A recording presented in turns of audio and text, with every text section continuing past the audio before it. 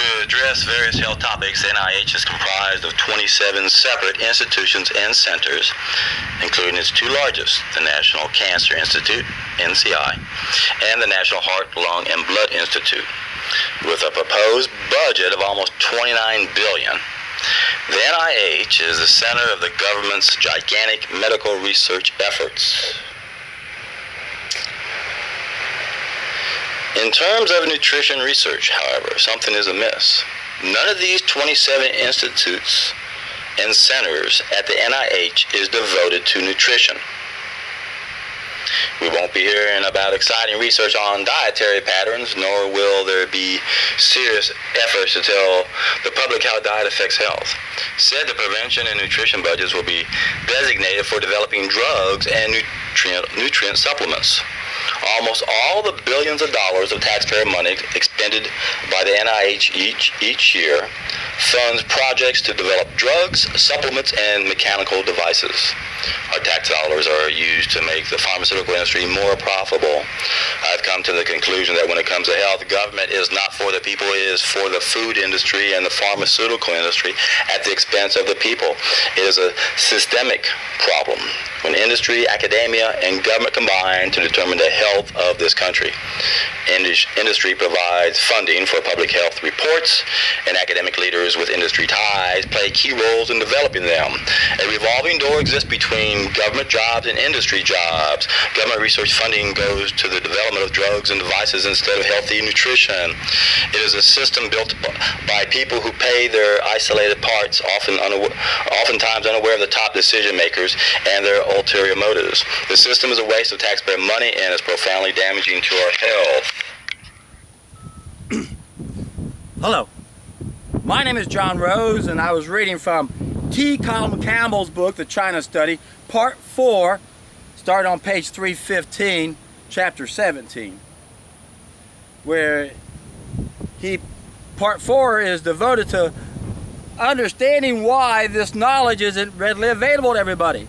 And of course, he points out the key players here, the industry, the academia, the government. And of course, what he didn't really point out is how there's a small group of people who own and control all of this. And then they use those things to control us. Now, in part 1, I uploaded a video from Mark Dice, where he did a really good job of pointing out one of the 3 main key points that we need to be aware of. And that is how the media is being used to brainwash people to follow a socialist agenda.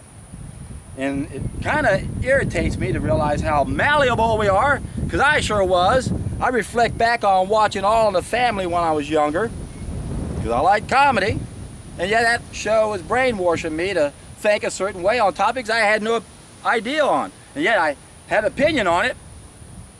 It's horrifying to go back and listen to some of those shows now and realize how easily I was fooled and tricked.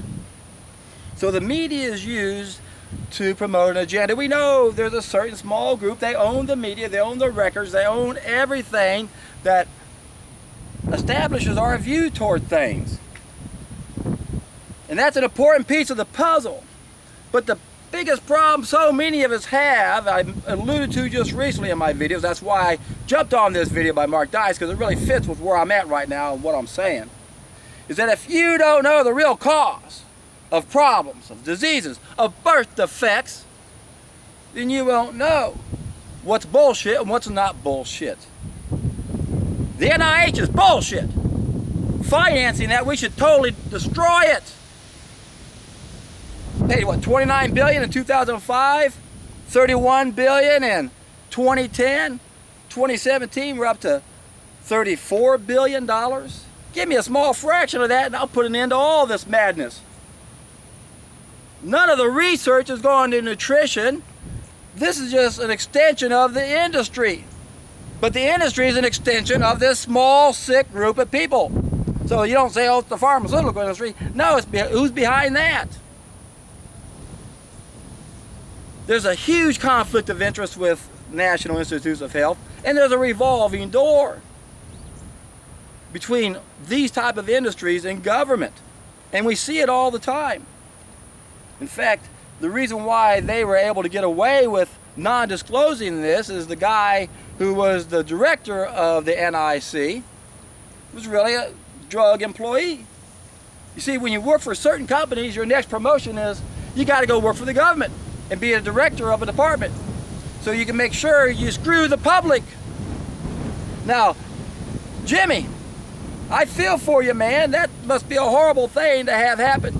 But what you should be concerned about is, why does your baby have a birth defect? You don't know the cause. Oh, they're not going to fund the NIH. We'll never find the cause. You're right. It's been in existence over 100 years. They've had $100 trillion or $1 trillion. No cures, none. There never will be. It's an illusion. It's a distraction. It's bullshit.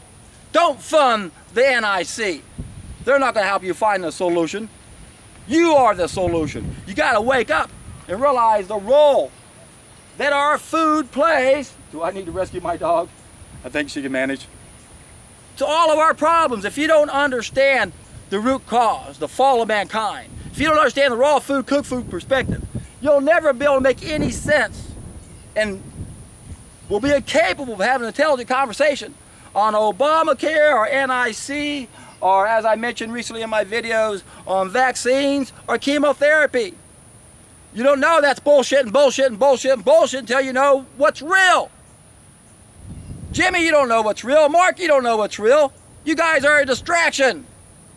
Yeah, it's nice to point out what the media is doing to us, but isn't that kind of a little divide and conquer thing going on, maybe, huh? I don't know. I do know one thing, my friends. There are no chemical solutions for lifestyle-related problems. NIH is never going to find a cure. And what do they have now? I don't know, 27 different little institutes. Every time we create a system like that, it's the #1 impediment for finding a cure. Because once you establish that system to find a solution that only we can solve, the system won't let us find the solution. Otherwise, it kills the system. Systems become their own entities. There's self-preservation at stake here. So one of the main reasons why we'll never find a cure for cancer are the institutes, the societies that were set up to find a cure. If there is no cure, there's a simple solution, though. There's a simple solution to birth defects. What causes birth defects? They don't know, do they? But Dr. Francis Pottinger proved that to the world. And I've mentioned this in other videos. I did a specific video. I'll make a link down below. Of course, I didn't go into detail there. But what Dr. Francis Pottinger did, an experiment in the 1930s, took 2 groups of cats, went through 900 cats in a 10-year period of time, and just kept them separate. Fed them the same foods, but half he let them eat it the way they eat it in nature, the other half he made them eat it the way we eat it. The fall of mankind, he cooked their food for them. The cats that ate the cooked food had all the same problems we had. The illnesses, the ill behaviors, the birth defects. Cats ate the raw food, no birth defects. The cooked food cats, every generation, more birth defects. Dr. Pottinger measured the calcium in the cat's bones. He noticed the bones were elongating, teeth were getting crooked, but the bones weren't stronger. First generation had 19% calcium in the bones. Second generation, or 17, then 9, then 4% calcium in their bones. The bones were getting weaker, more and more birth defects. Pottinger would put the cats back on their natural diet, the raw food, no more falling of mankind, destroying the food. The problems went away. Same thing can happen to us. It's that simple. Damn it all to heck. We gotta pull our heads out of our ass and stop getting distracted about funding things that aren't solutions. Obamacare is a joke. NIH is a joke. You don't finance a blunder. Health insurance is a blunder. Health insurance is part of organized medicine. It's part of the system. You get the insurance that only pays for the only system that's going to screw you. Allopathic medicine is the #1 cause of death in America. And we're expecting them to find a cure for our problems? Wake up, guys. Now, most of you people on my channel already know this, but I jumped on this video today by Mark because I figured it's a hot topic. People will jump on. I might get a chance to get people to watch my videos that haven't seen them yet. I'm passionate, man, because I found a solution. If you try to punch a hole in me, what the hell's wrong with you? Test and ideas time has come.